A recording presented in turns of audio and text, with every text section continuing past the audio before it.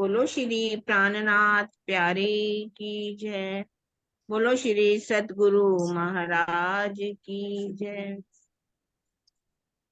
प्रथम लागू दो चरनी को, धनिये न छुड़ायो खिन।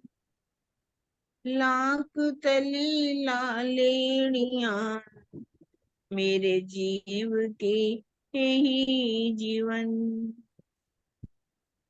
इन पांव तले पड़ी रहूं, धनी नजरी खोलो बातन। पलना वालों निरीखूं नेत्रे, मेरे जीव के है ही जीवन। मेरे जीव के है ही जीवन। बोलो श्री प्राणनाथ प्यारे की जय। बोलो श्री सतगुरु महाराज सतगुरु की जय। अब हमारे बीच में सुषमा शर्मा जी हैं, वो अपना भाव रखेंगी। सुषमा जी प्रणाम जी। प्रणाम जी प्रणाम आंटी जी। जी, प्रणाम जी आप सबके चरणों में।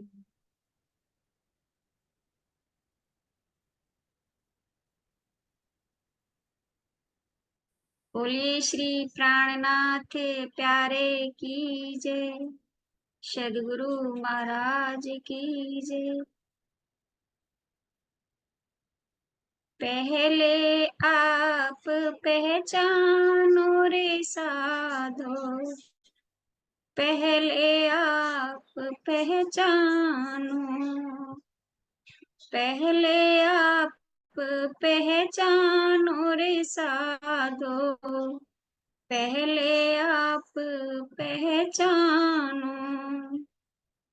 बिना आप चीन्हे पार ब्रह्म को, कौन कहे मैं जानू।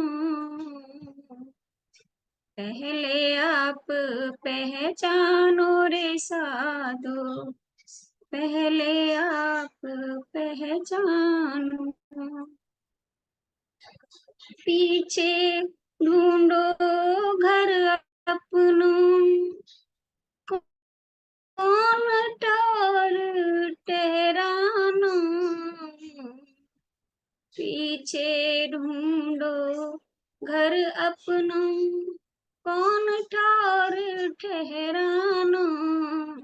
जब लग घर पावत नहीं अपना, भटकत फिरत भरमानो।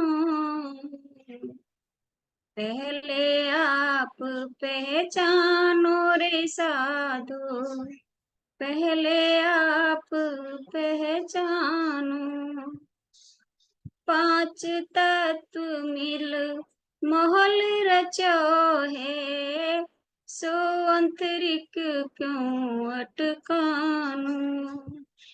पांच तत्व मिल महल रचो है, सो अंतरिक क्यों अटकानो।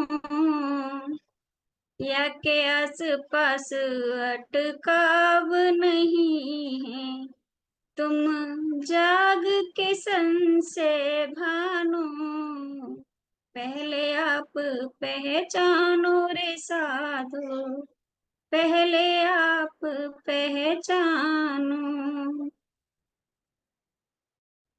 नींद उड़ाए जब चीनोगे आपको, तब जानोगे माहौल रचानो। नींद उड़ाए जब चीनोगे आपको, तब जागोगे माहौल रचानो। पहले आप पहचानो रे साधो, पहले आप पहचानो। तब आपे घर पाओगे अपनो, देखोगे अलख लखानो।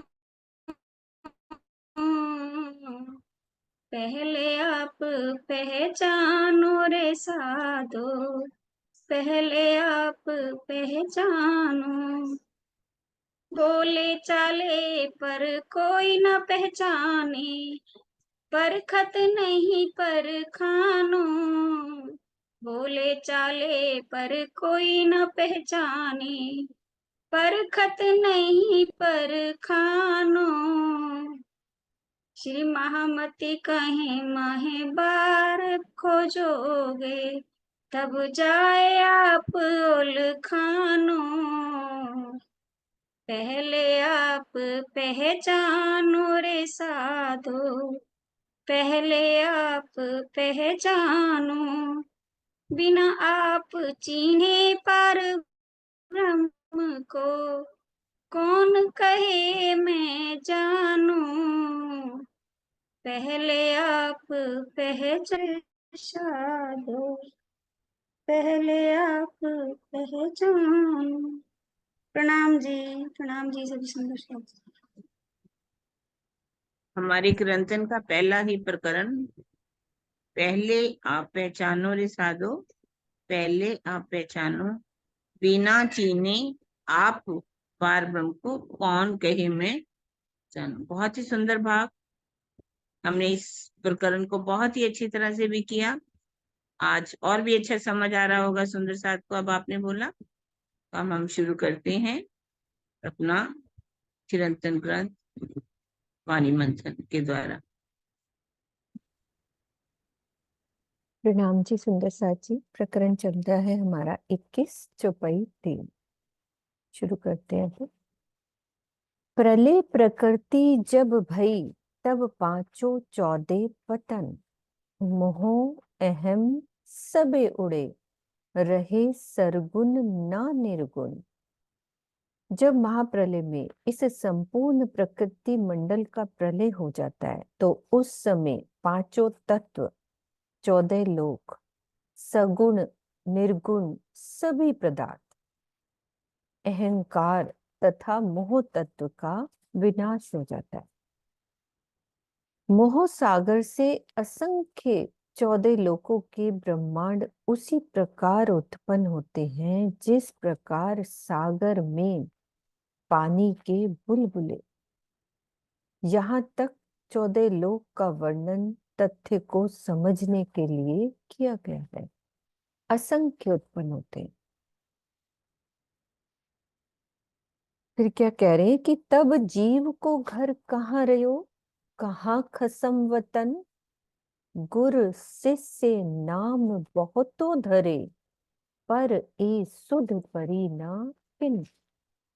जब महाप्रलय में कुछ बचेगा ही नहीं तो बताइए उस समय जीव कहाँ रहेगा तथा उस पूर्ण ब्रह्म सच्चिदानंद का निवास कहाँ होगा। इस संसार में बहुत से गुरुजन एवं शिष्यगण हैं जिनके ज्ञान की प्रसिद्धि है, लेकिन उनमें से किसी से भी इन प्रश्नों का उत्तर नहीं मिल सका।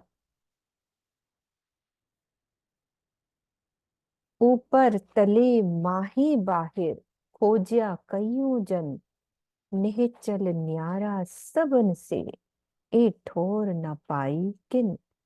अनेक ज्ञानियों तथा भक्तों ने उस पर ब्रह्म को इस ब्रह्मांड के ऊपर, नीचे, अंदर और बाहर खोजा, लेकिन कोई भी नहीं पा सका।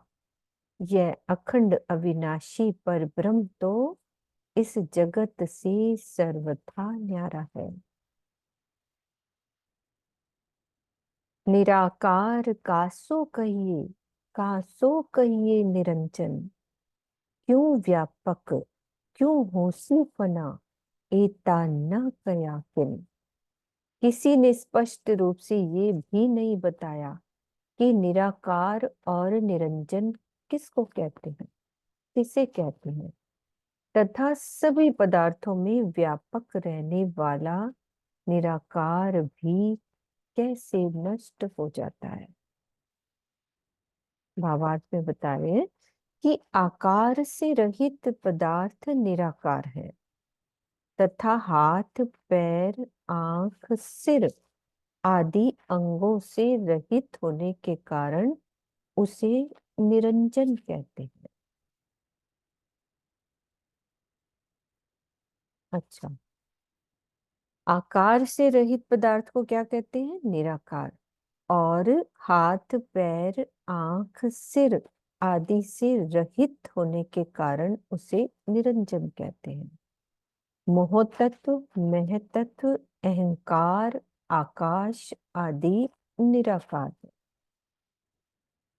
महाप्रलय में निराकार पदार्थ भी अवश्य ही नष्ट होगा, क्योंकि यह अनादि और अखंड पदार्थ नहीं, बल्कि मूल प्रकृति से पैदा होने वाला नश्वर पदार्थ है। तो दीदी इसमें निरंजन मतलब यहाँ निरंजन किसको कहा? कासो कहिए निरंजन। जैसे हमारे हाथ, पैर, नाक, कान इत्यादि हैं, ये अंजन कहते हैं इसको। अंजन। तो इस ठीक है। प्रकृति का भी कोई अंजन नहीं है, अच्छा, इस कोई प्रकृति का। आकार नहीं है। निराकार तो कहा ही कहा भाई, निराकार है जिसका कोई स्वरूप ना हो। पर इसका मतलब हम्म। ये भी नहीं है कि उसका कोई अंजन है। ये नहीं, निराकार नहीं पर तो इस सोच लेना प्रकृति में साकार। तो हम लोग तो रहते हैं ना दीदी, तो हमारे तो हाथ पैर ये सब बनाए हैं। नहीं, कहने का मतलब कि जो मोह तत्व है, महातत्व है, अहंकार है, ये सब निराकार है। जैसे हम्म। कि उसे बताया चुटकी में बनता है, चुटकी में ही समाप्त हो जाता है। तो इसका हम्म। कोई बाद में तो जो जब मन, चित्त, बुद्धि, अहंकार बन जाते हैं, तीन बन गुण जाते बन हैं। जाते हैं। तो तीन गुणों से तो ये सब पांच प्रकृति अपने, ये जो पृथ्वी, जल, वायु, अग्नि, आकाश, शब्द, स्पर्श, रूप, रस, गंध, जो इंद्रियां, ये तो बनती हैं। लेकिन उससे हम्म। पहले इसका कोई अंजन नहीं है और इसका कोई भी आकार नहीं है। ठीक है। क्यों स्वरूप है? एक मिनट वर्षा, खोलते हैं आपका।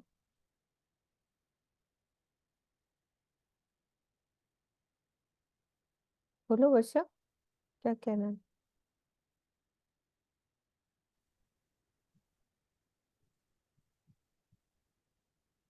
हाँ जी, कुछ कह रहे हो? प्रणाम जी दीदी। मैं कह रही थी कि प्रणाम मेरे जी। आवाज आ रही है? बोलो, एक बार ही बोलो, थोड़ी सी आई है।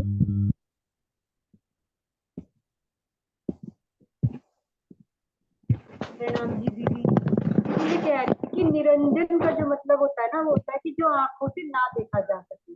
अंजन कहते हैं आंख को। हम्म। अंजन मतलब आंख से जो ना सिर्फ देखा आंख ही नहीं है, इसमें नाक, कान, मुख सब आते सब आ जाता सभी आएंगे, सारे हैं। हाँ, जिनके हाथ पैर मुख निरंजन हो है। सभी आए। इसका मतलब निरंजन, बिना मतलब, इसको आंखों से, आंख जैसे हमारी आंख है, कान है, नाक है, मुख है, जीभ इत्यादि है, वो उसके ऐसा नहीं है, अंजन नहीं है उसके कोई भी। हम्म। क्यों स्वरूप है प्राकृत को, क्यों मोह, क्यों शून्य, क्यों स्वरूप जो काल को ए नैचे करी न किन। आज तक किसी ने भी निश्चित दृढ़ता के साथ ये नहीं बताया कि प्रकृति का स्वरूप क्या है, मोह तत्व और शून्य क्या है। क्या ये अलग अलग है या एक ही है? काल का स्वरूप क्या है? ब्रह्म की सृष्टि रचना की इच्छा शक्ति ही सत प्रकृति है, जिससे मूल प्रकृति उत्पन्न होती है। मतलब अक्षर ब्रह्म की जो मन के स्वरूप ने ये अक्षर ब्रह्म की इच्छा से जो मन का स्वरूप बना, वही मूल प्रकृति ही उत्पन्न हुई ना दीदी, उसी को कहते हैं ना मूल प्रकृति। कहने का मतलब है कि पहले अक्षर ब्रह्म के मन में आता है ना, मैं ब्रह्मांड आती है, बनाऊंगी। बनाओ। वो क्या कहती, सत प्रकृति। इच्छा जो है, हाँ वो सत प्रकृति है। इच्छा आ गई, वो सत प्रकृति है ना। हम्म। और फिर हम्म। वो जो रोधी शक्ति प्रकट करती है, वो मूल प्रकृति, हाँ वो विरोधी। तत्व, महतत्व। जो इच्छा शक्ति का नाम ही रोधनी शक्ति हो गई ना दीदी, उसका नाम ही हो गया ना नहीं नहीं वो। नहीं, अक्षर अक्षर ब्रह्म के अंदर जो सृष्टि इच्छा आती है ना, कि मैं हम्म। ब्रह्मांड बनाऊं, हम्म। तो वो उसको कहा गया, इच्छा शक्ति को ही सत प्रकृति कहा गया। वैसे उसको अच्छा। मूल प्रकृति भी कहा जाता है, जिससे ठीक है। मूल प्रकृति की उत्पन्न होती है, रोधनी शक्ति जो है, प्रकृति को पैदा करती है। उसका काम है ना प्रकृति पैदा हाँ, करना। उसी के द्वारा तो ये सारे ब्रह्मांड बनते हैं मिर्जा। हम्म। जो इच्छा उनके अक्षर ब्रह्म के अंदर आएगी, वही तो मन में आएगी चलती हुई। हम्म। मन से हम्म। फिर आदि नयन, तो वही आदि नयन के अंदर भी तो इच्छा पैदा हो जाती है ना, एको आम बहुश्याम। बस पंथ पैंडे सब चलहि कई दीन दर्शन, ना सुध आप ना पार की ए सुध परी ना किन।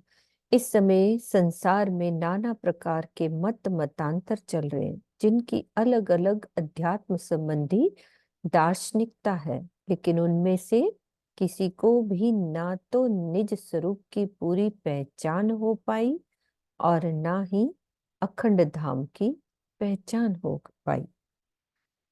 तो द्रष्टव्य में ये बता रहे हैं कि संशय हो सकता है कि क्या बुद्ध, महावीर महावीर एवं अन्य आत्मदृषि ऋषियों को निज स्वरूप का बोध नहीं था। इसका उत्तर यही है कि इन्होंने अपने चैतन्य स्वरूप का साक्षात्कार तो अवश्य किया था, किंतु बिना तारतम्य ज्ञान के यह नहीं जाना जा सकता कि सृष्टि से पूर्व उनके निज स्वरूप का क्या अस्तित्व था तथा महाप्रलय के पश्चात क्या स्वरूप होगा। ये बात उन्हें नहीं पता थी। उन्होंने अपने निज स्वरूप का साक्षात्कार तो अवश्य किया। निज स्वरूप का मतलब क्या है? अपने जीव को, शुद्ध जीव को उन्होंने देख लिया। हाँ कि हाँ, अपनी जो शक्ति है उसको। हाँ, स्थूल सूक्ष्म कारण और महाकारण में से उन्होंने लास्ट जो अपने शुद्ध है, जो उनका जीव है, उसको उन्होंने देख लिया, चैतन्य स्वरूप का साक्षात्कार कर हाँ, जो हमारे अंदर जो ताकत होती है उसका उन्होंने साक्षात्कार। चैतन्य स्वरूप का। कौन स्वरूप है आत्मा, पर आत्म कया क्यों भिन्न। सुध ठौर न स्वरूप की ए संशय भान्यो न किन। आज तक किसी ने भी इस संशय को नहीं मिटाया कि आत्मा का स्वरूप क्या है, पर आत्म को उससे अलग क्यों कहा जाता है तथा इसका मूल स्थान कहाँ है। तो ये सुंदर सा जी बता सकते हैं कि सबको पता है ना, आत्मा और परात्म को भिन्न क्यों कहा है। सुंदर साथ बोल सकते हैं कि आत्म और परात्म का भिन्न क्यों कहा, आत्मा का स्वरूप क्या है। वैसे तो एक ही है, पर फिर भी बता सकते हैं। हाँ जी ज्योति दीदी। प्रणाम दीदी। दीदी, जो परात्म है उसका प्रतिबिंब है, ये जो स्वरूप हमारे जो आत्मा है, इसीलिए भिन्न है। ऐसे तो कहते हैं कि एक ही स्वरूप है, लेकिन वो प्रतिबिंब स्वरूप है, इसीलिए आत्मा, इसीलिए भिन्न कहा गया है। क्योंकि वो मूल परात्म यहाँ तो ये स्वप्न के संसार में नहीं आ सकती, वो नूरी तन है, तो इसीलिए ये आत्मा जो जीवों के ऊपर बैठी है। तो हम्म। ये प्रणाम दीदी, आप लोग और समझाइए। नहीं नहीं ठीक है बिल्कुल। हाँ जी किरण दीदी चलते हैं। दीदी आपका म्यूट है। हाँ, पारातम हमारी कहाँ बैठी हुई है? इसका मूल स्थान क्या है? परम धाम। हम्म। उसकी जो नजर आई है इसके यहाँ संसार के अंदर, जिसे आत्म कहा गया, उसका स्थान कहाँ पर है? इस संसार के अंदर जीव जीव के ऊपर। के ऊपर बैठी हुई। आत्मा का स्वरूप क्या है? उन्होंने कहा आत्मा का स्वरूप क्या है? जो परात्म का स्वरूप है, वही स्वरूप आत्म का भी है, कोई भिन्न तो है नहीं। लेकिन उन्होंने कहा कि इनके वास्तव में मूल स्थान कहाँ है? परम धाम में पारात्म का स्थान है, और इस संसार में जो आत्मा आई है उसका स्थान। तो यहाँ जीव के ऊपर बैठ करके खेल को देख रही है, इसलिए यहाँ तक कहा गया। हम्म। श्री महामत सो गुर पाइया, जो करसी साफ सबन। देसी सुख ने चल, ऐसी कबहू ना करी किन। श्री महामती जी कहते हैं कि मुझे सदगुरु रूप में स्वयं अक्षरातीत ही मिल गए हैं, जो अब तक के सारे संशयों को समाप्त कर देंगे और सभी प्राणियों को अखंड मुक्ति का सुख देंगे। आज तक ऐसा अलौकिक कार्य ना तो किसी ने किया है और ना ही भविष्य में करेगा। विशेष श्री महामती जी का यह कथन कि मुझे अब सतगुरु मिल गए हैं, किरंतन के उस कथन के समानार्थक है जिसमें कहा गया है सतगुरु मेरे श्याम जी। क्या मतलब दीदी? अब महामती जी इंद्रावती जी की आत्मा जी कह रही हैं कि मुझे भी सदगुरु मिल गए। सदगुरु का मतलब ये नहीं कि सदगुरु धनी देवचंद्र जी, ऐसा नहीं है। वो कह रहे हैं कीर्तन में जो आता है, सतगुरु मेरे श्याम जी में एनस चढ़ने रहूं, सन्मन मेरा याही सो मैं ताते सदा सुख ले। तो वो सदगुरु स्वरूप जो राजी हैं वो मुझे अब मिल गए हैं। तो जब वो मुझे मिल गए तो मेरे अंदर कोई संशय रहा ही नहीं। सारी उन्होंने मुझे क्लियर कर दी सारी बातें, मेरे स्वरूप के बारे में बता दिया, राज्य के स्वरूप के, उन्होंने अपने स्वरूप के बारे में बता दिया, उनका घर कहाँ पर है, हम आत्म क्या है, पर आत्म क्या है, परम धाम क्या है, सारी पहचान करा दी उन्होंने। हम्म, उनको सदगुरु कहा गया। कई ये ऐसा भी सोच लेते हैं कि सदगुरु धनी देवचंद्र जी यानी कि वो सदगुरु। महामती जी कह रहे हैं नहीं नहीं, ऐसा नहीं है। कई बार कहते सदगुरु, हैं ना, वो ये लोग कहते हैं ना, उनके हाँ सदगुरु धनी देवचंद्र जी थे, तो इस बात को क्लियर किया है। हाँ, जब मेहराज थे तो उनके सदगुरु थे, ये मान सकते हम्म। हैं। लेकिन जब उन्हीं के अंदर रक्षती स्वयं विराजमान हो गए तो उनके गुरु कौन हो सकते हैं? उनके गुरु वो हम्म। थोड़ी ना फिर हो जाएंगे। उन्हीं के अंदर जो हम्म, स्वरूप था वही तो इधर आके बैठ गया, इधर आ आकर के गए। उनके अंदर, तो वही सदगुरु बने। हम्म। प्रकरण 21, चौपाई 258। 54। हाँ सॉरी, 254। सॉरी दीदी। अब शुरू हो रहा है। राग श्री प्रकरण 22, 23 और 24 मस्कत में उस समय उतरे जब श्री जी की अलौकिक चर्चा से स्थानीय कथावाचक ईर्ष्या की अग्नि में जल उठे और विरोध प्रकट करने लगे। मस्कत बंदर की जो बीतक है वहां पे, अब सुंदर सा जी बता सकते हैं मस्कत की, फिर बाद में किरण दीदी बताएंगे कि मस्कत में क्या हुआ था। किसी को याद है? हाँ, सुंदर साथ जी कहाँ से चले, मस्कत बंदर में पहुंचे। मस्कत बंदर में कौन रहते थे?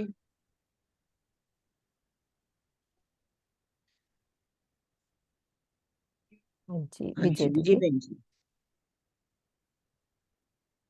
मस्कत बंदर में मावजी भाई का प्रसंग आता है ना दीदी। हाँ जी, बिल्कुल हम्म, विजय बहन जी, बहुत हम्म। अच्छा महान जी। मावजी भाई भाई का वाले जब वो मावजी उनकी भाई को, श्री जी की सेवा करता है, और जब श्री जी उसकी खड़नी करते हैं तो वो कहता है मैं तो इनको अच्छे अच्छे माल मली दे खिलाता हूँ, नई चादरें बिछाता हूँ, और ये मेरी सब में सभा में मेरी खड़नी करते हैं और नाराज आके दुकान पे सोते हैं। तो जोश की शक्ति आकर के जब उनको तमाचा मारती है, रात को उठ के वो माफी मांगने जाते हैं श्री जी से कि भाई कौन है, वो पूछते हैं, बोले मैं आया हूँ भाई, आपने मेरे को। तब वो तब वो अपनी गलती को मानते हैं मावजी भाई। मस्कत में उसका प्रसंग आता बहुत बहुत अच्छा विजय बहन जी। हाँ, कोई और सुंदर साथ बताएगा क्यों जाते हैं वो मस्कत बंदर में, क्या कारण था वहाँ, क्या ऐसी बात थी उनको मस्कत बंदर जाना पड़ा? है। वो भाई जो उसमें बंद में नहीं नहीं, आ और जाती कोई है। बताएगा, विजय बहन जी कोई और। ठीक है, सॉरी। नहीं नहीं नहीं, नहीं, सॉरी सॉरी नहीं। ऐसा नहीं। नहीं, ऐसा नहीं, सॉरी नहीं। मैंने कहा किसी और से कभी पूछ लेते हैं, है ना।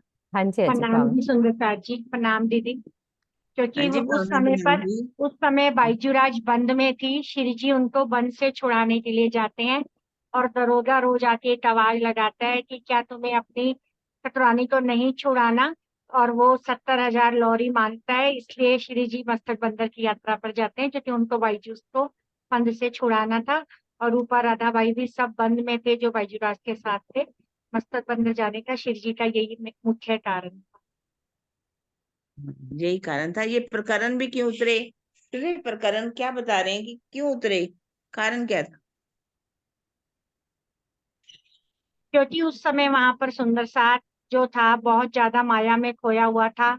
और मतलब जो पांच नशा मतलब मांस और वगैरह खाता था, सब इसमें डूबा हुआ था। इसलिए श्री जी को वहां पर ये प्रकरण उतरे, रेव दुनिया बावरी थोवत जानम गवार, क्योंकि दुनिया वहां पर बहुत ज्यादा नशे वगैरह में और मांस खाने में डूबी हुई थी। हाँ जी, ये भी कारण है, क्योंकि वहां के लोग जो कथावाचक थे या धर्म उपदेशक थे, जो भी वहां पर, वो सब उनसे ईर्ष्या अग्नि में जलने लगे, बहुत उल्टी सीधी बातें भी कहने लगे। तो अंदर से आवाज आने लगी कि ये संसार वाले कभी भी आप उनको ज्ञान सुनाओ वो ज्ञान नहीं सुनेंगे। दुनिया को क्या चाहिए? माया। माया मिलेगी तो भाग भाग करके जाएंगे, लेकिन आत्मज्ञान सुनने के लिए कौन आता है? किसी को कोई मतलब नहीं। तब ये प्रकरण उतरते हैं वहां पर, रेहो दुनिया बाबरी, शायद यही है प्रकरण। हाँ जी। हाँ, हाँ खोवत जनन। रेहो दुनिया बावरी, खोवत जन्म गमार, मदमाती माया की झांकी, सुनत नाही पुकार। संसार के हे बावले, पागल एवं अति अल्प बुद्धि वाले लोगों, तुम अपने जीवन को व्यर्थ में खोते जा रहे हो। तुम नख से शिक तक मायावी सुखों में मस्त हो एवं अपने झूठे अहंकार में डूबे पड़े हो। इसीलिए मेरी आवाज को तुम अनसुनी कर रहे हो। अपनी छाया सो आप बिगुती, बल खोए चली हार। आग बिना जलत अंग में, जल बल होत अंगार। तुम अपने बनाए हुए जाल में स्वयं ही फंसे हुए हो तथा एक दूसरे की देखा देखी अपना आत्मिक बल खोकर पंक्तिबद्ध चले जा रहे हो। तुम्हारे हृदय में मायावी विकारों की अग्नि जल रही है, जिसमें जलकर तुम स्वयं माया के अंगारे बने हुए हो। मनुष्य अपने सुखों के लिए जो भी मायावी साधन अपनाता है, अंततः उसे दुखी होना पड़ता है। इसे कहते हैं अपने ही जाल में स्वयं फंसना। हार में चलना इसीलिए कहा गया है क्योंकि लोगों ने इसी रास्ते पर चलना अनिवार्य मान लिया है। बाहरी अग्नि तो दिखाई दे जाती है, लेकिन जन्म जन्मांतरों से तृष्णा की अग्नि मनुष्य को जलाए जा रही है, जो तुरंत नहीं दिखाई पड़ती। ये है बिना अग्नि के जलना।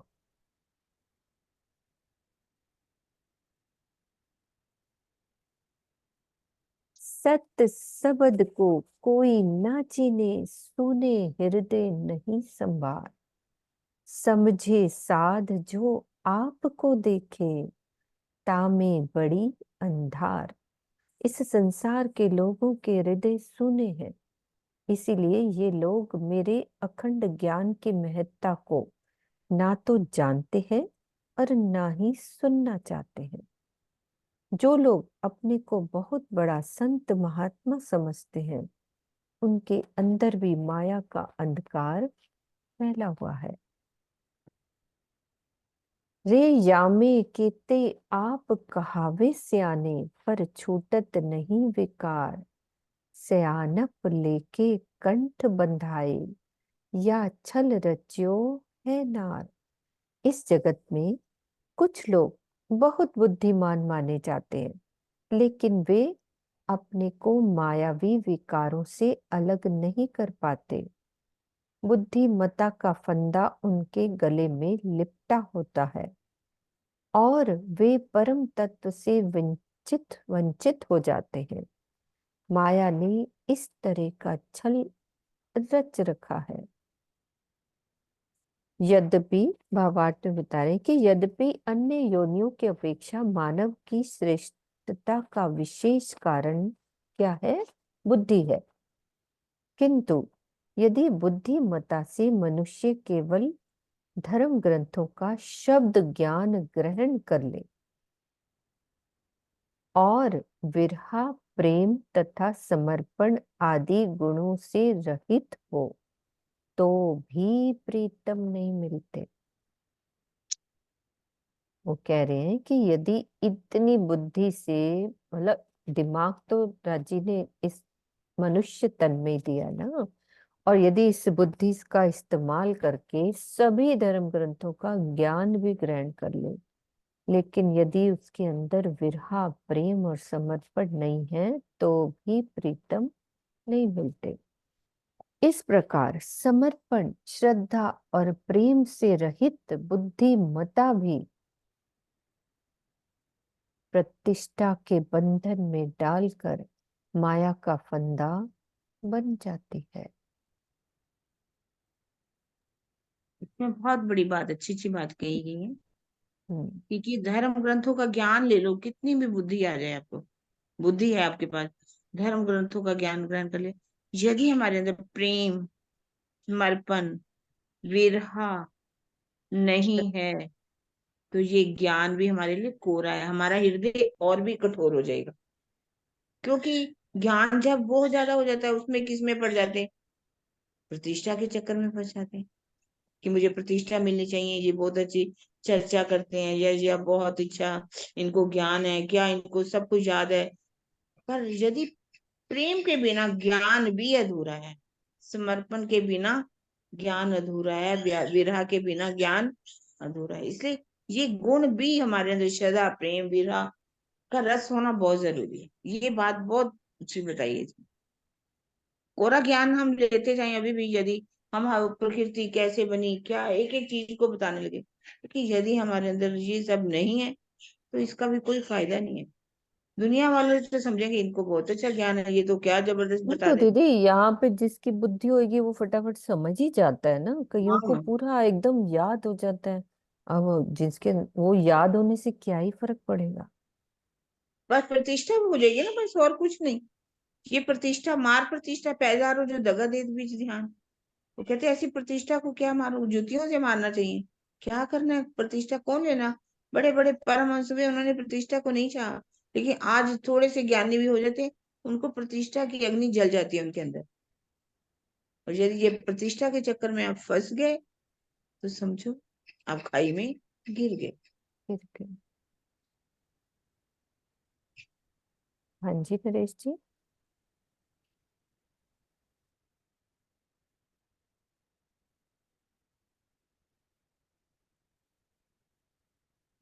हाँ जी नरेश जी, खोल दिया मैंने, आप खोल नहीं रहे। प्रणाम जी।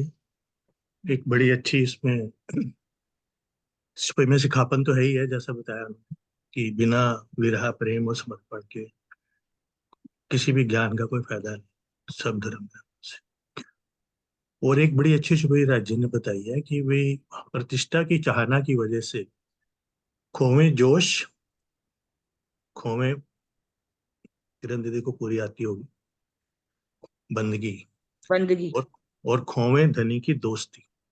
हम्म। मतलब कितनी बड़ी बात है कि हम्म। अगर आपको जोश भी मिला हुआ है उनके उससे, मेहर से, बंदगी भी आप करते हो, और दोस्ती, हक की दोस्ती मिलना कोई ऐसा छोटी मोटी बात नहीं है। तो खोवे जोश, और किस लिए, सिर्फ प्रतिष्ठा की चाहना की वजह से। जरा सा ज्ञान आते ही प्रतिष्ठा की चाहना मन में उपजने लगता है और वो सब कुछ खत्म कर देती है। तो ये ये चीज, सबसे अच्छी बात कि दोस्ती खो देती दोस्ती है। हक की, ये बात मुझे इतनी हम्म। अच्छी मतलब लगती है कि भाई राज्य ने कितना अच्छा समझाया। और बार बार यही बात याद आती है कि महामती इंद्रावती जी के धाम हृदय में पांचों शक्तियां होने के बावजूद भी वो यही कहते हैं कि ना चाहूं मैं बुजुर्गी, ना चाहूं मैं खिताब खुदाए, इश्क दीजिए मुझे अपना, मेरा यही सो मुद्दा, मेरा एक ही मुद्दा है बस, मुझे आपका प्यार चाहिए और कुछ नहीं चाहिए। पिया जी नाम है, पिया जी तुम्हारी साहिबी, तुम अपनी रखो आप, इश्क दीजिए मुझे अपना, मैं तो सो करूं। और इसी प्रकरण में आखिर में फिर बार बार तीसरी बार ये कह देते हैं, प्रेम दर्द इश्क तुम्हारा मैं फिर मांगू फिर, प्यारे मिलूं प्यारे पियो सो श्री महामती के। मतलब इसके अलावा उनको कुछ कोई चाहना नहीं, सारा कुछ अंदर है। तो प्रतिष्ठा की चाहना तो वो है ना, एक और छुपाई की भी अगुओं को दो आग, एक बुझाई दूजी लगाई। वो फिर प्रतिष्ठा की ही तो आग है उसमें, कि अब मुझे सारा ज्ञान आ गया, मुझे कोई पूछता नहीं है। हम्म। प्रणाम एक बार जी। स्वामी जी की भी चर्चा सुनी थी, उन्होंने बोला कि चाहे 18,758 चौपाई आपको जैसे रट जाए, मंच पर बैठ के आप ऊंची ऊंची जैसे मर्जी पूरे जोश से आप चर्चा कर लो, हाँ, सबके उसका कोई जवाब जरूरत दे लो, लेकिन आप धनी को नहीं पा सकते जब तक आपके अंदर वीरा और प्रेम नहीं है। ये भी बात एक बार स्वामी जी ने चर्चा में करी, बहुत मतलब। नहीं। बिल्कुल। यही जी तो दीदी। शिक्षा नाम है जी ना। दीदी। हाँ जी, हाँ जी, सरो दीदी। स्वामी जी की चर्चा में एक बार ये भी कहा हुआ है कि अगर प्रेम और समर्पण नहीं है तो ये पूरा ज्ञान विष के समान है। इश्क। ये तो और खराब कर देता है। लिखा है ना, इसी इसी वाली चौपाई में तो लिखा है अर्थ में कि बुद्धिमता हाँ, कि इस मैं खो प्रकार समर्पण, श्रद्धा और प्रेम से रहित बुद्धिमत्ता भी पृष्ठा के बंधन में डालकर माया का फंदा बन जाती है। बिल्कुल। प्रणाम। प्रणाम जी, चलते हैं आगे। जे मूड मती या फंद में उलझे, उपजत नहीं विचार, आप न चीने घर न सूझे, न लखे रचनहार। रे मूड बुद्धि वाले लोगों, तुम लोग माया के बंधनों में इस प्रकार फंस गए हो कि इससे निकलने का विचार ही तुम्हारे अंदर पैदा नहीं होता। ना तो तुम्हें अपने स्वरूप की पहचान है और ना अपने अखंड घर की। सृष्टिकर्ता परमात्मा के बारे में भी तुम नहीं जानते हो। अपनी मत ले ले साधु बोले, शब्द भय अपार, बहुत शब्द को अर्थ न उपजे, या बल सुपन धुतार। स्वप्न के समान झूठी इस माया की इतनी अधिक शक्ति है कि इसके बंधन में फंसे हुए साधु महात्मा अपनी अपनी मान्यताओं के अनुसार ही बोला करते हैं, जिससे अनेक ग्रंथों की रचना हो जाती है। परिणाम स्वरूप अध्यात्म के बहुत से प्रसंगों का वास्तविक अभिप्राय मालूम ही नहीं हो पाता। द्रष्टव्य बता रहे हैं कि श्रीमद् भागवत की ही तरह अष्टावक्र गीता, अवधूत गीता, ईश्वर गीता, गणेश गीता आदि 18 गीताएं हैं, जिनमें परस्पर विरोधी विचारधाराएं हैं। यही स्थिति 18 पुराणों, 18 उप पुराणों तथा स्मृति ग्रंथों में है। यदि वेद, उपनिषद व दर्शन आदि आर्ष ग्रंथ न हो तो सत्य असत्य का निर्णय करना असंभव हो जाए। यानी कि जो श्रीमद् भागवत के बाद दीदी जी जो गीता बनाई, और भी अष्टावक्र गीता, अवधूत गीता, ईश्वर गीता, ये कितनी सारी गीताएं अपनी अपनी विचारधाराएं की वजह से लिख दी गई है ना। और 18 पुराण तो है ही सरी, लेकिन 18 उप पुराण भी बन गए ना उनके दीदी, यही कहना चाह रहे हैं ना। तथा स्मृति ग्रंथों में है, स्मृति ग्रंथों में।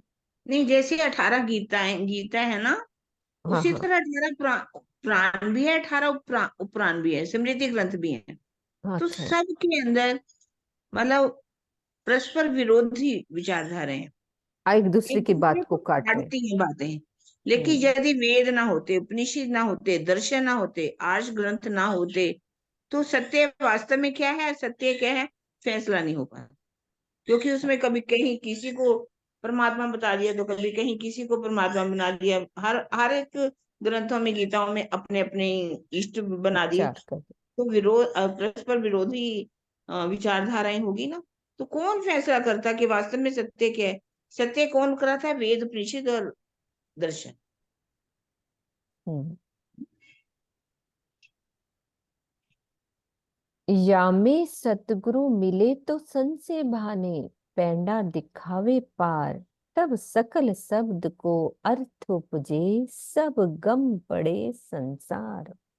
इस अंधकारमयी संसार में यदि सतगुरु मिल जाते हैं तो वे सभी संशयों को दूर कर देते हैं तथा निराकार से परे बेहद एवं परम धाम की राह दिखाते हैं। तब सभी धर्म ग्रंथों के गुहे रहस्य एवं अभिप्राय भी स्पष्ट हो जाते हैं तथा इस संसार की वास्तविकता भी विदित हो जाती है। तो हमें सदगुरु मिल गए हैं, हमें धनी ने अपनी राह दिखा दी है। नहीं तो कितना ही लोग फंसे पड़े, कोई किसको मान रहा है, कोई किसको मान रहा है। तब देखो, बल ना। कार हाँ मान रहे जी। हैं, कोई निराकार मान रहे हैं, कोई किसी को मान रहे हैं, आग पानी पत्थर की पूजा कर रहे हैं। यदि हमें सच्चे सद्गुरु ना मिलते तो हमारे संशय भी समाप्त नहीं होते। कौन होता जो हमें परम धाम की राह दिखाता? राधिका। और धर्म ग्रंथों में जो बातें लिखी हैं उनका भी स्पष्ट उत्तर नहीं मिलता यदि हमारे पास तारतम्यवाणी का ज्ञान नहीं हो। तारतम्यवाणी के ज्ञान से हम सभी धर्म ग्रंथों के अर्थों को खोल सकते हैं। तब बल ना चले इन नारी को, लोप ना सके लगार। श्री महामत या में खेलत पिया संग, निश्चल सुख निर्धार। उस समय इस छलनी माया की शक्ति नहीं चल पाती। सदगुरु मिल गए तो क्या होगा? ये छलनी माया की शक्ति नहीं चल पाती तथा परम सत्य को वो जरा भी नहीं छिपा पाती। श्री महामती जी कहते हैं कि मेरी आत्मा अपने प्रीतम के साथ जागनी रास खेलते हुए निश्चित रूप से अखंड परम धाम के सुखों का स्वाद ले रही है। प्रकरण 22 चौपाई 265। प्रकरण 23 शुरू हो रहा है।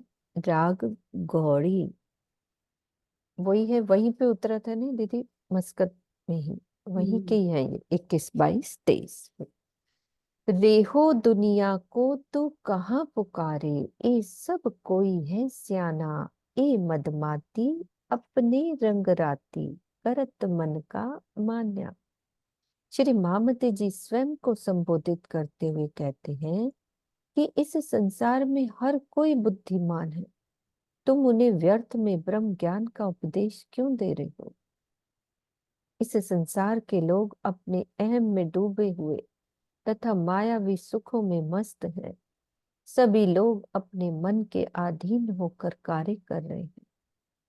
जिस प्रकार खाली बर्तन में ही जल भरा जा सकता है, उसी प्रकार जिज्ञासु को ही ब्रह्म ज्ञान का उपदेश सार्थक होता है। जो स्वयं भौतिक सुखों में आकंठ गलित डूबा हो और अपने को ज्ञान का सागर मानता हो, श्रद्धा और विवेक से रहित ऐसे व्यक्ति को ब्रह्म ज्ञान की बातें सुनाना निरर्थक है। श्री महामती जी का कथन का यही आशय है। रे हो याही फंद में साध संतरी, पुकार पुकार पछताना। कोई कहे दुनिया बुरी करत है, कोई भली कहे भुलाना। इस छलनी माया के ही फंदे में साधु संत सभी फंसे हुए। वे हमेशा इस माया के प्रपंचों को निरर्थक बताते रहे, लेकिन अंतोतगत्वा उन्हें भी माया से हार कर पछताना पड़ा। कुछ लोग कहते हैं कि इस संसार के लोग बुरे मार्ग में भटक रहे हैं, तो कोई कहता है कि ऐसी बात नहीं है, सभी लोग अच्छी राह पर चल रहे हैं। हे मेरी आत्मा, तुम इन दोनों ही बातों को भुला दो।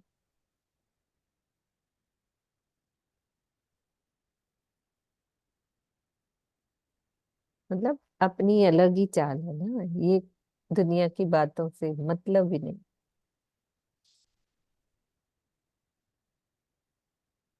रे हो बहुत दिन विभूति या में, कर कर ज्ञान गुमाना।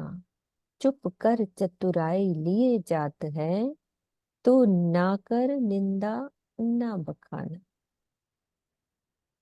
ये कल प्रवीण जी ने भी बोली थी ये वाली चौपाई अपने चर्चा में। हे मेरी आत्मा, तुम अपने ज्ञान के अहम में दूसरों को समझाने में ही उलझी रही और इतना समय नष्ट कर दिया। अपने को बुद्धिमान मानकर तो उपदेश देती फिरती है। अब चुपचाप शांत होकर बैठ जाओ, ना तो किसी की निंदा करो और ना किसी की महिमा का मंडन करो।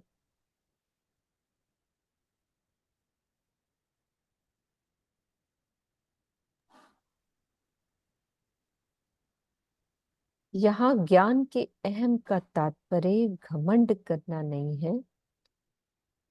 यदि ये कहा जाए कि मैं संसार में सबसे बड़ा ज्ञानी हूं तो इसे घमंड कहा जाएगा।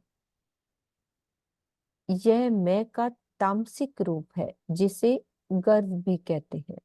किंतु यदि यह कहा जाए कि परब्रह्म की कृपा से मेरे पास जो कुछ थोड़ा सा ज्ञान है उससे मैं संसार के लोगों को सत्य मार्ग पर लाना चाहता हूँ तो इसे सात्विक अहंकार कहा जाएगा।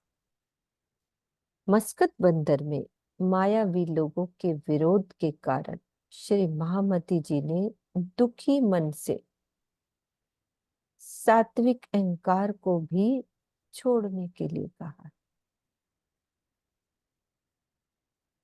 इस चौपाई में यही भाव दर्शाया गया है। यह ध्यान देने योग्य तथ्य है कि बिना सात्विक अहम या अस्मिता के उपदेश देना संभव ही नहीं है।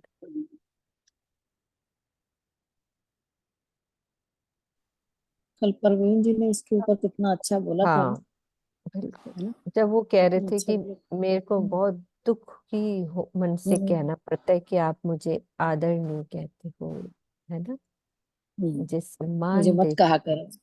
हाँ मेरे को दुख होता है और मैं कि ये भी कहता मेरी, हूँ कि मेरे चरणों को हाथ मत लगाना। हाँ कि मेरे को कोई सम्मान की जरूरत नहीं है, मुझे मतलब कि मैं भी मैं आपके पहले उस जैसे रास्ते पे पहले चल तो सकूं, खुद मैं भी चलूं। तुम्हारे हाँ जैसे हूँ, मैं खुद तो जबकि वो चलूं। चल रहे हैं। चल रहे हैं। कितनी बड़ी बात कही उन्होंने। फिर भी ये उन्होंने सब बाद में ये भी कहा कि मैं ये ऊपर से नहीं कह रहा हूँ, मैं दिल से कह रहा हूँ, दिल हाँ की बात कहते आपके सामने कह रहा हूँ, दुखी मन से के। दुखी मन से मीनू दिल जी से मैं तो कह रहा कल हूँ। सुन ही नहीं पाई, कब आई मुझे भेज देना, मैं चर्चा करें मैं तो। भेज दूंगी, मैं भेज दूंगी और तुम्हारे को ना और जब परसों। आती है प्लीज बता देना मुझे, कहाँ है मुझे पता ही नहीं चलता। टाइमिंग का फर्क है, रात को आती है ना। नहीं कई बार तो शाम को भी उस दिन 7-8 बजे आ रही थी, एक बार तो हम्म मैंने सुनी है। तो मैं ये भेज वाली दूंगी भेज देना आपको, प्लीज। मैं ये हाँ वाले भेज दूंगी, जरूर सुनना। दूसरी जो बहुत आए तो अच्छा टाइम बोला। बता दिया करो। बहुत अच्छी चर्चा। बहुत अच्छी चर्चा। कल मैंने 25 सुनी में ना। डाल देना, 25 में। 25 पक्ष में डाल दूंगी। डाल दे। तो हमारे लिए शिक्षा है ना। हम दीदी वैसे भी किरण दीदी यदि कोई उस राह पे नहीं चलता ना तो उसकी बात का असर भी नहीं होता। जैसे कोई कह रहा है यदि वो नहीं चल रहा तो सुनने वाला भी कहेगा कि खुद तो चलते नहीं है और बोल रहे हैं। तो ये दिखता है। सात्विक अहंकार दिख जाता। जैसे मुझे तो दीदी इसमें ये लग रहा है, इस जो जो 2-3 चौपाइयां ना, कि जैसे कि जो पहले ही यहाँ 14 लोगों के धार्मिक ज्ञान से, आध्यात्मिक ज्ञान से भरपूर है, उसके आगे तो कहते जैसे ना ढोल बजाना ही नहीं चाहिए, कहना ही नहीं चाहिए। मुझे तो बस यही लग रहा है इसमें, कि उनको कुछ भी उपदेश देने की जरूरत नहीं है। जो पहले ही यहाँ पर अपने सुनना ही नहीं पसंद करते इस बात को, खाली घड़े में, ये बात मुझे बहुत अच्छी हाँ लगी है। बहुत खाली अच्छी। घड़े में कुछ डालो, डालना है तो, जिसमें पहले ही जल भरा हुआ है, चाहे वो माया का जल है, ये ज्ञान का जल है, यहाँ के 14 लोगों के ज्ञान का ही जल है जैसे उनके अंदर, तो उनके अंदर क्या और भरा जाएगा? कुछ भी नहीं। वो तो अडिग है अपने धर्म के लिए। जो थोड़ा खाली है, जिसके अंदर कुछ सुनने की, जैसे कहते हैं ना, हैसियत है, तमन्ना है, उसके आगे ही कोई उपदेश देना चाहिए। तो ये ब्रह्म सात्विक ज्ञान। अहंकार भी यही है, कि हम सोचे कि हाँ नहीं, जो मुझे पता है, मेरी सखियों को भी वही पता होना चाहिए, मेरी सहेलियों को भी वही पता होना चाहिए। ये सात्विक अहंकार, ये भी बात सुन के बड़ी अच्छी लगी है, कि वो अहंकार अहंकार नहीं है। तो ये हम्म। बस इसमें मुझे तो यही लग रहा है कि जो पहले ही भरा पड़ा है, उसके आगे तो बिल्कुल ही, जैसे लोग कह रहे हैं कि वो अच्छा काम कर रहे हैं, तो उनके लिए वो अच्छा है।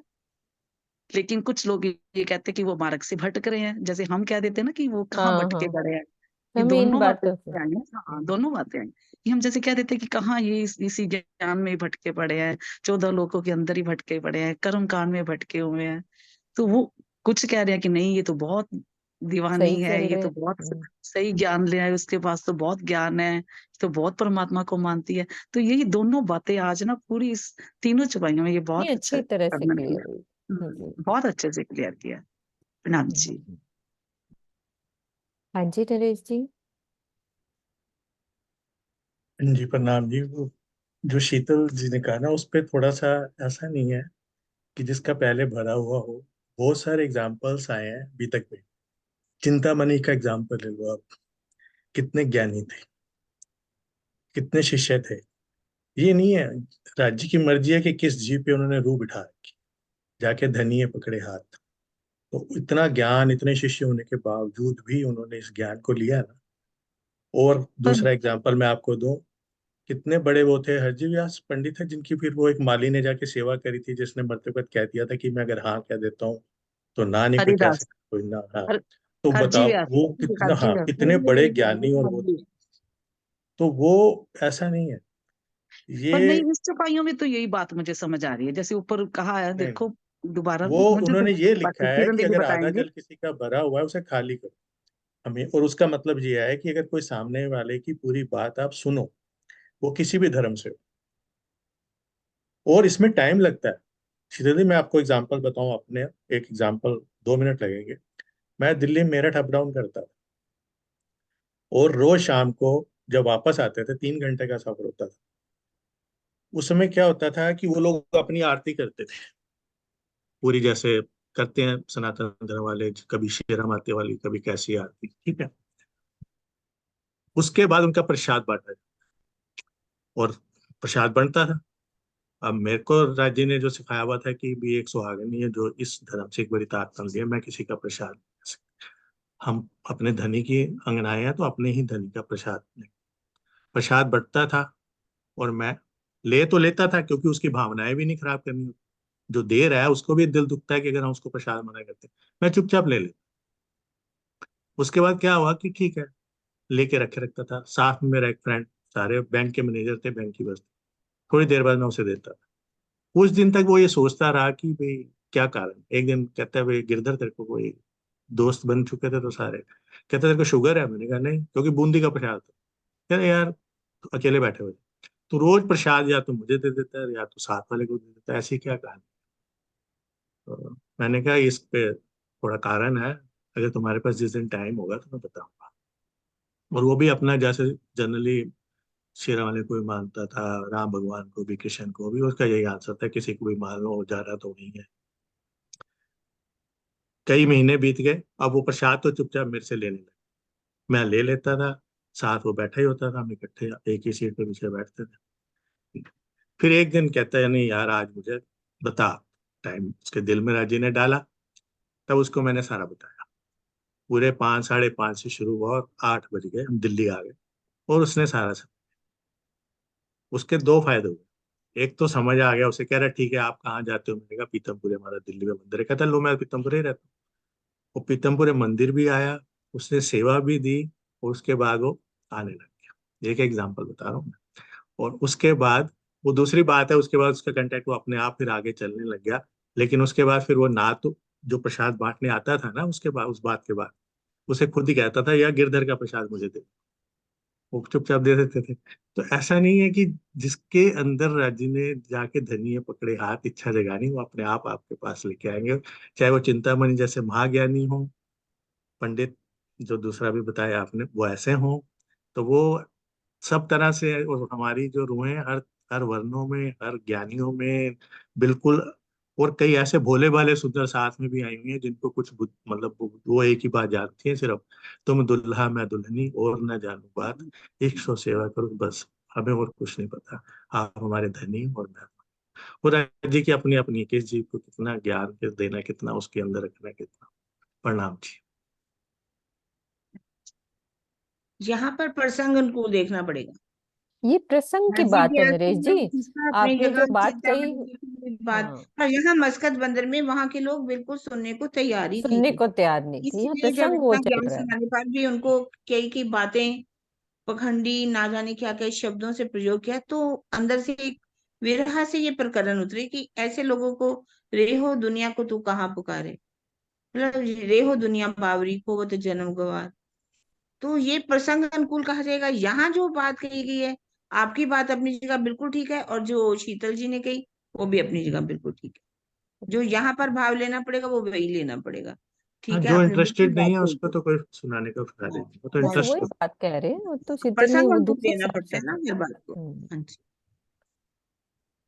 हाँ जी दीदी, एक मिनट, ये चौपाई आप पढ़ना, एक मिनट। हम्म, रे हो तू कर तेरी हो तबेरी, आप ना देखी उलझाना, अब तू छोड़ सकल विद, जात अवसर तेरा जाने। रे हो तू कर हो तेरी हो तबेरी, हे मेरी आत्मा, तू अपनी आत्मिक उन्नति की ओर क्यों नहीं देख रही, बल्कि व्यर्थ में ही उन लोगों में उलझी हुई है। अब देर होती जा रही है, इसलिए अपनी आत्म जागृति के लिए कुछ कर। अब इन बंधनों को तुम पूरी तरह से छोड़ दो। धनी से मिलने के लिए तुझे जो स्वर्णिम अवसर मिला है उसको अपना लो। अब इसमें कितनी बड़ी बात की। तो कभी कभी हम जब ऐसे लोगों को समझाते हैं, देखिए वहां तो जैसे रेवा दास जी थे, एक पल में समझ गए, है ना। बेहद वनज का हुए का साथी, एक लवे होसी, टूक टूक टूक। जैसे हरजी व्यास ने बातें तो सुनी, पर उनके ऊपर वो असर नहीं हो पाया। चिंतामणि जी जागृत हो गए। तो यहाँ पर वही बात कह रहे हैं कि अब तुम ऐसे लोगों को समझाने में अपना समय मत व्यर्थ करो, तुम अपनी जागृति के लिए भी करो। जैसे कि प्रकरण है आगे रे ही, हम बोलते हैं ना, क्या कहते हैं, किरंतन में भी एक प्रकरण आता है जिसमें वो कहा कि तुम अपना देखो, तुम क्यों उलझे हुए हो दुनिया के लिए, है ना। अब याद नहीं आ रहा वो प्रकरण। तो ये भी रेणु प्रकरण, करे ना कछु अपनी, हाँ, रेणु रे करे ना रूप कछु, करे ना करे कछु अपनी के, तो कछु अपनी। उर्जी उम्र तमाए, उमर गई गुण सिफत में, तो है अजो इश्क है ना। तो इस तरह से प्रकरण देखना पड़ता है कि कहाँ की बात कहाँ पर है। तो यहाँ पर जो बात कह रहे हैं कि तुम अपने क्यों इन ऐसे लोगों में, कईयों के सामने कहते हैं कि अपना सिर फोड़ते रहो दीवार पर, जैसे कोई फर्क नहीं पड़ता। ऐसे उन लोगों पर भी ऐसा नहीं, उनके लिए कहा गया कि तुम अपना समय क्यों व्यर्थ कर रहे हो, सुनहरी अवसर तुम्हें मिला है, तो उसको आप क्या करिए, उसको यूटिलाइज कीजिए, उसका प्रयोग कीजिए अच्छी तरह से। हम्म, पढ़ लो दीदी, आप भी पढ़ो, अच्छा बता नहीं रहे नहीं, हो। पढ़िए पढ़िए, ऐसे नहीं, कोई बात नहीं, एक ही बात। यही शब्द एक उठे अवनी में, नहीं कोई नहीं समाना, पहचान पियो तो अचरातीत, ताही से रहो लपटाना। सारी पृथ्वी से एकमात्र यही आवाज आ रही है कि प्रीतम अक्षरातीत से प्रेम करने के सिवाय अन्य कोई श्रेष्ठ वस्तु नहीं है। इसीलिए अपने प्राण वल्लभ अक्षरातीत को पहचान लो और उनके प्रेम में डूब जाओ। श्री महामती जी के धाम हृदय में तो अक्षरातीत विराजमान है ही, किंतु इस चौपाई में अक्षरातीत की पहचान करने का तात्पर्य उन सुंदर साथ के लिए सिखापन है जो प्रेम से दूर रहकर शुष्क ज्ञान सुनाते सुनाते जीवन की इतिश्री कर लेते हैं।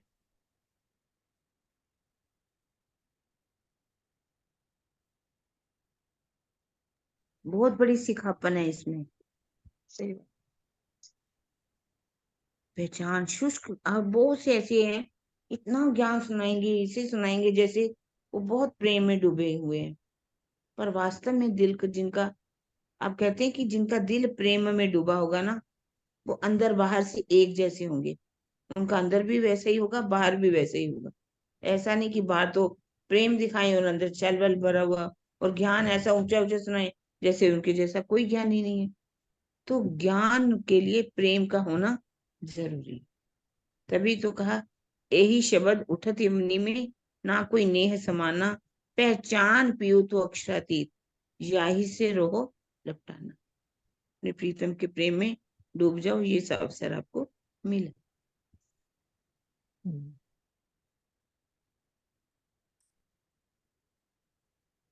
एहनिस आवेश हुअड़ा अंग में, फिरया दिलड़ा हुआ दीवाना। श्री महामत प्रेमे खेले प्यासो, ए मद है मस्ताना। श्री महामती जी कहते हैं कि मेरा हृदय इस संसार से हट गया है और प्रीतम के प्रेम का आवेश आ गया है, जिससे अब मेरी आत्मा धनी के प्रेम में जागनी रास खेल रही है। आत्मिक प्रेम का यह नशा निश्चय ही मस्त कर देने वाला है। प्रेम का आवेश आ गया। प्रेम का जोश होता है और प्रेम का आवेश। हाँ जी, बोलो किरण दीदी।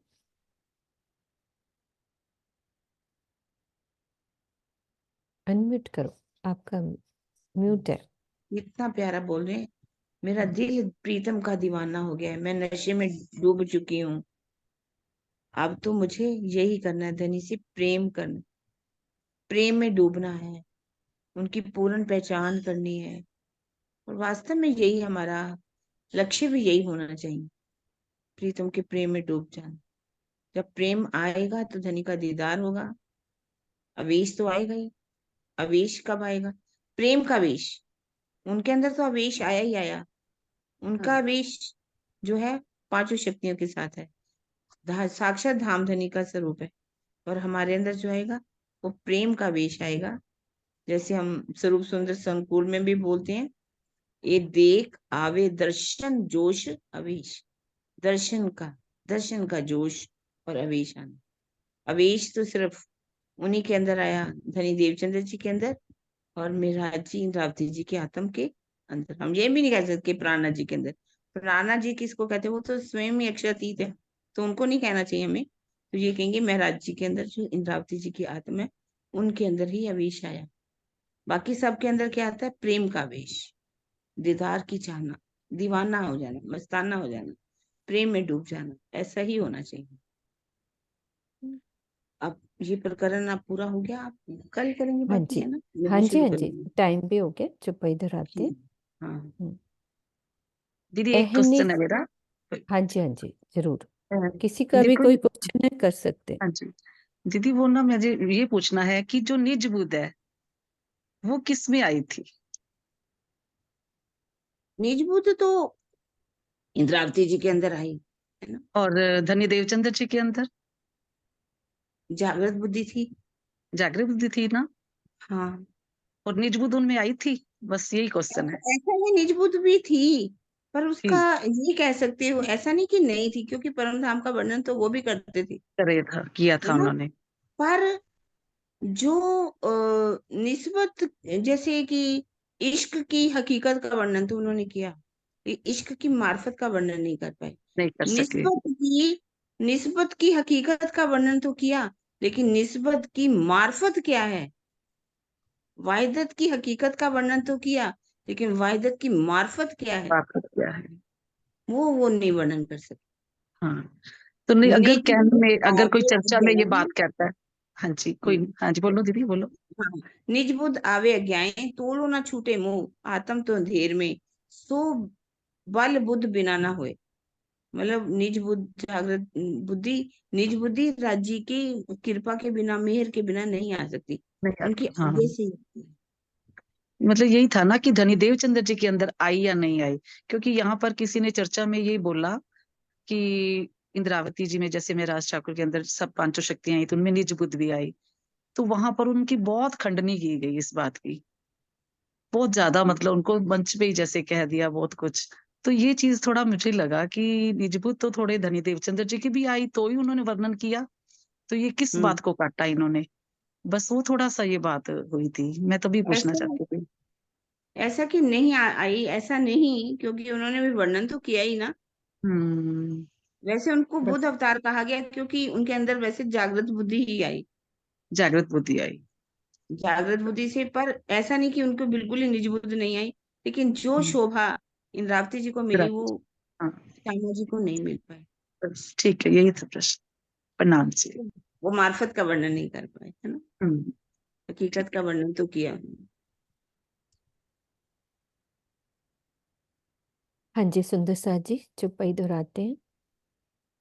अहनिस आवेश हुड़ा अंग में, फिरा फिरया दिलड़ा हुआ दीवाना, श्री मामत प्रेमी खेले पियासो, ए मद है मस्ताना, ए मद है मस्ताना। प्रकरण 23 चौपाई 268। बोलो श्री प्राणनाथ प्यारे की जय। सतगुरु महाराज की जय। पन्ना धाम की जय। प्रणाम जी, सब सुंदर साथ को।